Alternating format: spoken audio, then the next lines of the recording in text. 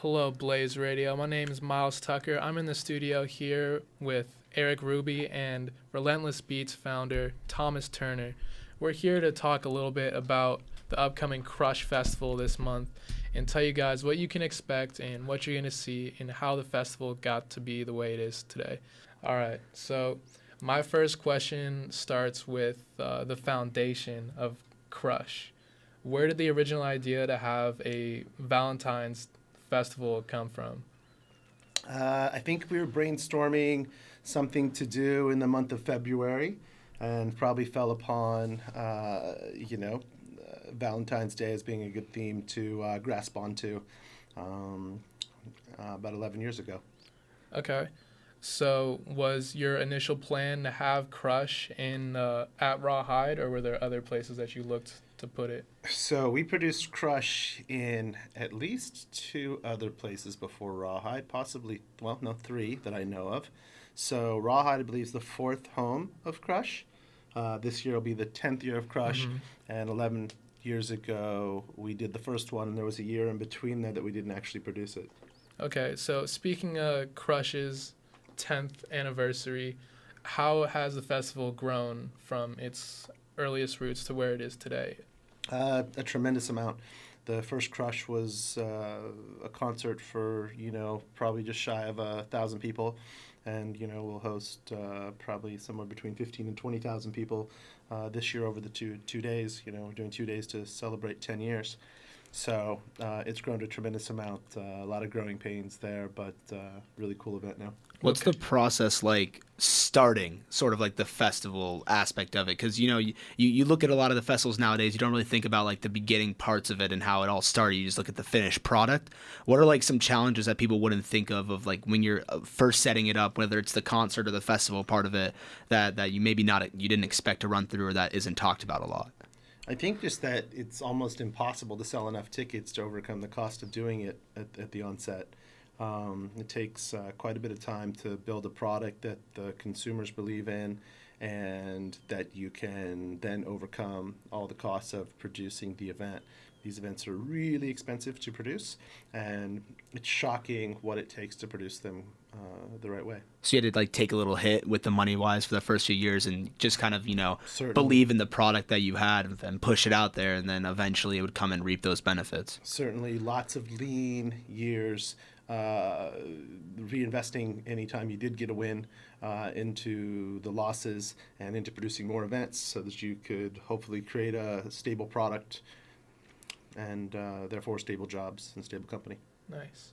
So building that stability came from years of success, compounding, success after success.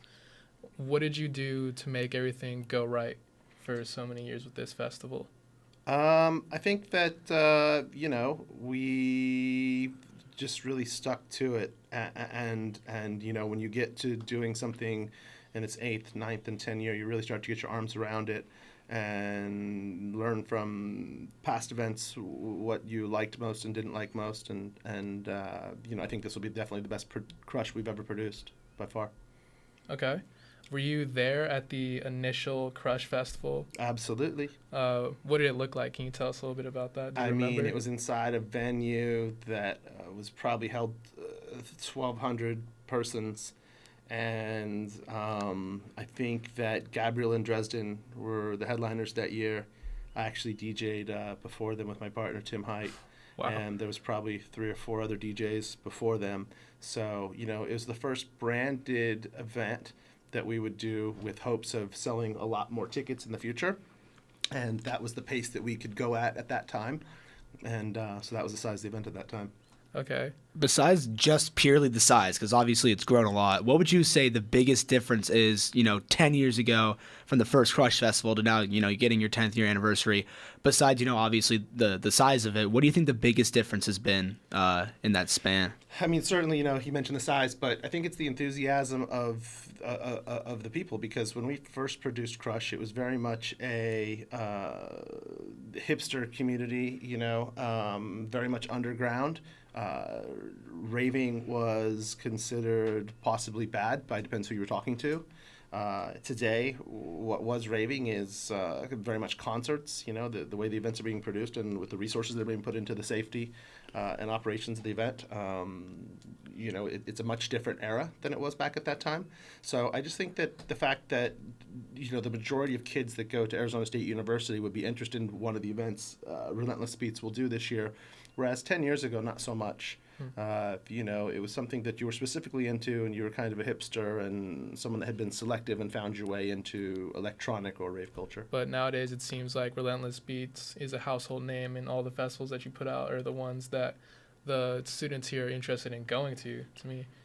Yeah, I mean, I think, you know, just the fact that students are into EDM as a thing, because 10 years ago they really weren't. 10 years ago was a different era where different music was the first chosen.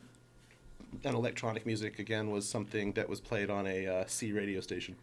Yeah. So, is that something that maybe you had to like turn your marketing to? Was it something you were trying to keep underground? Because I know that at the very beginning, you know, Relentless Beats kind of adapted and, you know, encouraged the underground aspect of electronic music, but eventually electronic music itself became way more mainstream. Like, when that change hit, is that something you tried to market more? Like, hey, now we should be going after these college students because this is what, you know, they're into. And was that? And if you did have to transition and market to that, was that hard to sort of transition from the underground to the more mainstream aspect of it? It actually was just a natural transition.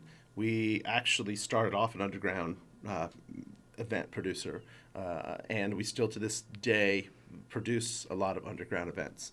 But as mainstream became interested in electronic music culture, and as mainstream music became electronic music, we were in the driver's seat to, you know, work with those acts and to develop another sector of our business that would be what our festival business is today and a lot of the concerts that we produce. So in the background, we're still producing all the house music events and the underground events that we always have. That's actually becoming very popular and sort of mainstream this moment too. It'll be a fad because the underground won't invest as much resource in becoming the commercial entity that the commercial business did, but the commercial business, I think, will stay, will outpace it over the long haul, and the underground will be a little bit more of a fad.